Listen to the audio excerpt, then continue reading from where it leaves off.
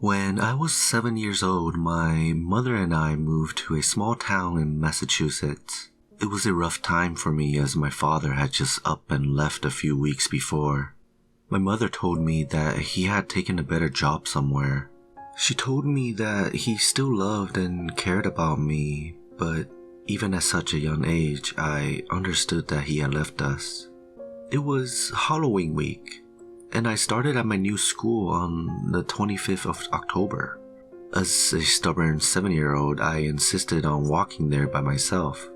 My mother frowned, thought it over, then agreed with one caveat. Alright, as soon as we walk the path together every night before school starts, and you promise to stay on the trail. She had bought a small 2-bedroom cottage less than a mile from my school, so it wouldn't be far. It was a nice little place, but I guess with my father gone, nothing could really feel like home. The evening before I began school, the two of us walked into the forest behind our house. Although the sun was starting to set, the path was clearly lit. What a perfect way to school! Can you believe this house was still available? She said. I nodded but said nothing. We used to have a family here, you know. I really like this place, my mom said, smiling. The next morning, I made my way into the kitchen and was greeted with a warm smile and pancakes. As I sat down to eat, my mother must have noticed that I looked nervous and sat down next to me. Don't worry, you'll make friends here. I have a good feeling, she said. Looking back, I can't really understand how after her husband left her, she could still be so strong. I just hope that I have some of her strength. I made my way down the path just as we had practiced every night. When I arrived at school, a tall teacher with thick glasses greeted me at the door and helped me into the classroom. I sat down among 10 other students, and the teacher began to speak about what the year was going to be like and what we would learn. No one was mean to me or anything, but no one really spoke to me either. All the kids were so busy talking about their costumes for Halloween that they barely even noticed a new kid was there. There was this one little girl, though, that said hello. She sat 2 rows back from the other children, and I figured that maybe she was new to the school as well. She was very pretty with brown hair and glasses, and as I glanced back, she caught my gaze and gave me a big smile. I tried to smile back, but she was so pretty that it was hard to not be shy. Turning back around, I tried to listen to the teacher, but I was really just thinking about her. School ended for the day at 3 o'clock. I grabbed my bag and rushed outside towards the path to my house, very anxious to run home and tell my mom about the pretty girl that had smiled at me. Hurrying home down the path, I suddenly tripped over something and fell hard, scraping my knee. Sitting up to examine my injury, I looked back to see what had made me stumble. I saw the biggest crow I had ever seen. Strange too, what was wrong with its eyes? As I made my way closer to examine it, I heard someone behind me. Hello, I know you from school, she said. Surprised, I looked up quickly to see the pretty girl from class. Wondering if she had seen me fall, I was embarrassed and got to my feet quickly. My knee hurt pretty badly, but I was more worried about how I looked to her. Yeah, I think I saw you today in class. My name is Jimmy, I said. Smiling back, she replied, I'm Margaret. We walked together down the trail. How's your leg? She asked. Oh, it's okay, I said, trying to act tough. You live down here too, huh? She told me that her family had lived in this town for some time and that she also had a path behind her home leading through the forest to the school. We were instantly friends.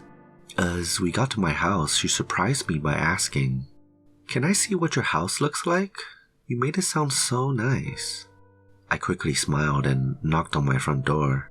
My mom answered, very surprised to see Margaret next to me. Smiling, she said, Wow, you don't waste time making friends, do you, Jim? Are you going to introduce the young lady or just gonna stand there? My face turned red as I muttered out, Oh, this is Margaret, and she lives around here and we met at school today. Trying not to show my excitement, I acted cool. She wanted to come over, I said. Hello, ma'am. I wanted to see your house. My family lives here too. Margaret smiled and said, Come on in, my dear. I just this instant finished a batch of cookies, my mom replied. As the three of us sat around the kitchen table talking, we got on the subject of Halloween. What are you going as, Margaret? My mom asked. I'm going to be a witch this year. I heard they are scary, Margaret said. Witches aren't scary, I quickly stated. Smiling again, Margaret corrected herself. Well, I was going to go as a witch, but my family is out of town this weekend and, well, I don't really have a place to stay yet. It's a business trip and they said I was too young to go with them. They asked my regular babysitter, but she got sick yesterday and now... My mom interrupted her. Well, if it's alright with your parents, you would be more than welcome to stay here over the weekend and go trick-or-treating with us. It was at that moment I realized that I literally had the best mom in the world. What do you think, Jim? My mom asked, holding back a smile. Yeah, that's a great idea, I said.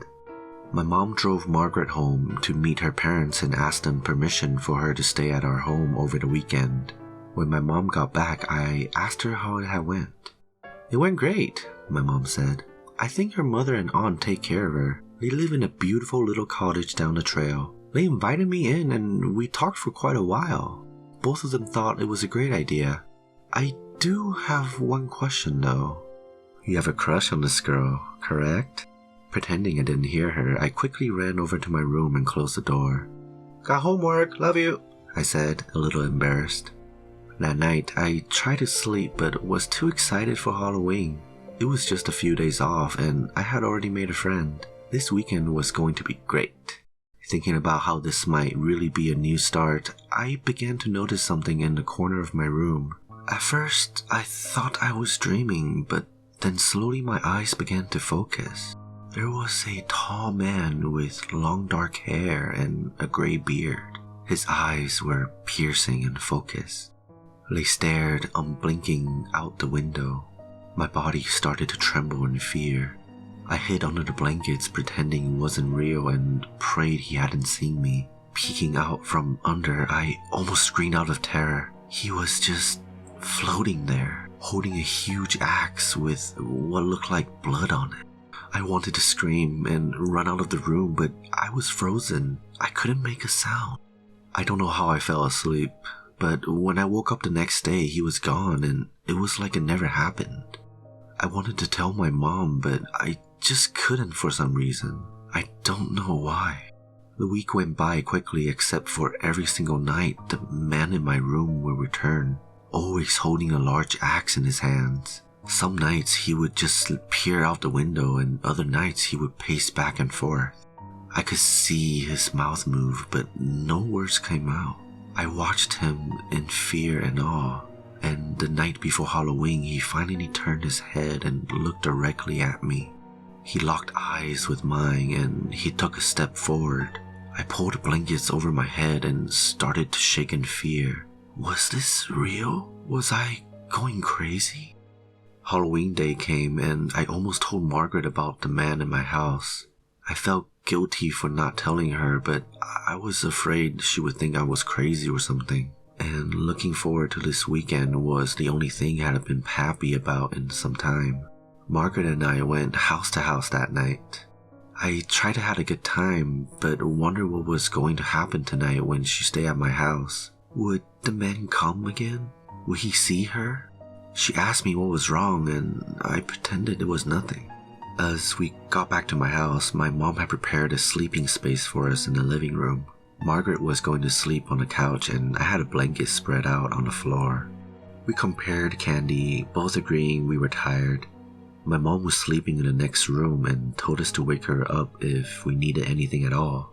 That night, as Margaret and I went to sleep, wind started to howl against the windows. I told myself that I had never seen a man outside of my room and I thought we would be safe here. I felt guilty, but It was just so nice having a friend with me at night. I couldn't face him again alone. The storm became louder and louder as the clock struck midnight. Staring at the ceiling, I was starting to become more tired when I heard Margaret ask, "Jimmy, are you awake?" "I'm up," I said. "I can't sleep. It's freezing. Do you have another blanket?" she asked. I told her I had one in my room, then froze. Realizing what I just said, I would have to go back into my room. Searching for any other option, I knocked on my mom's door for a blanket, but she didn't reply back. The storm was so loud that even knocking didn't wake her. I thought about yelling her name, but realized how childish that would make me look to Margaret. "Didn't you say you had a blanket in your room?" she asked again. I took a deep breath and replied, "Yes, I'll get it for you." Opening the door slowly, I saw no sign of any ghost or monster. I held my breath and quickly ran over to the far closet to find the extra blanket. Fumbling through my clothes, I paused as I heard a door close behind me.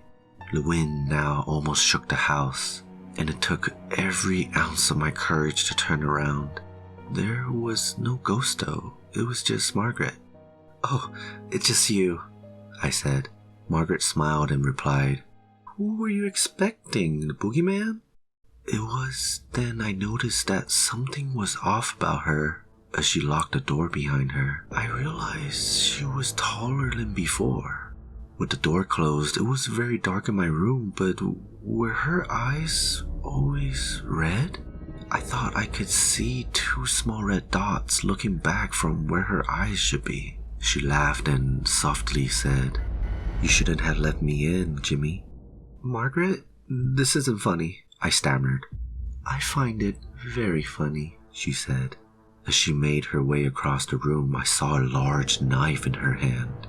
The moon shone across her face, and what was once a beautiful young girl was now an old, haggard-looking woman with a hideous smile on her face. "Want a hug, Jimmy?" she asked. I backed into the corner of my room and screamed out for my mother. "She can't hear you, Jimmy. She's never going to hear you," Margaret said. Having nowhere to go, I watched her get closer and closer. I was so scared now that I couldn't even move. All I could do was watch as she lifted the knife over her head and smiled wickedly. What happened next, I will remember for the rest of my life. Before she could bring the knife down, something caught her gaze. She looked over towards the window and sunk back in fear. She screamed out and fell onto the floor, trying desperately to run, but he stopped her. Holding onto her with one hand, the tall man brought down the axe on her neck. She screamed in agony and fear, her neck now half off as she still tried to crawl away. Placing his foot down roughly on her back, he pinned her to the floor. He then brought the axe down hard again with both hands, severing her neck almost entirely. There was a strong pull and then a grisly ripping sound. I heard a horrible pop as the man pulled her head completely off her body. All I could do was watch as he opened the window and carried her body and head out into the forest. Stunned, I looked out. I could barely see, yet I just stood there and watched as he disappeared completely. I tried waking my mother, but she couldn't seem to hear as I shouted her name. After I checked to see that she was safe, I went back into my room and just stood at the window. I think I was in some kind of shock. After a while, I heard her door open. Running over to her, I hugged her close. "Good morning. Did you two have fun last night?" she asked, seemingly having heard nothing. At a loss for words, I slowly just nodded my head. "Tell Margaret that breakfast will be ready in 2 shakes. Is she still asleep on the couch?" my mom asked. I replied, mumbling something about her mom already had picked her up. Then my mom went to the kitchen to start breakfast.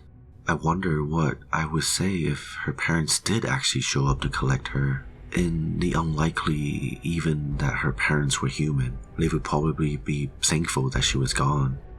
That year was the start of the new chapter in my life. I now knew that demons, witches, ghosts, evil things weren't just fairy tales.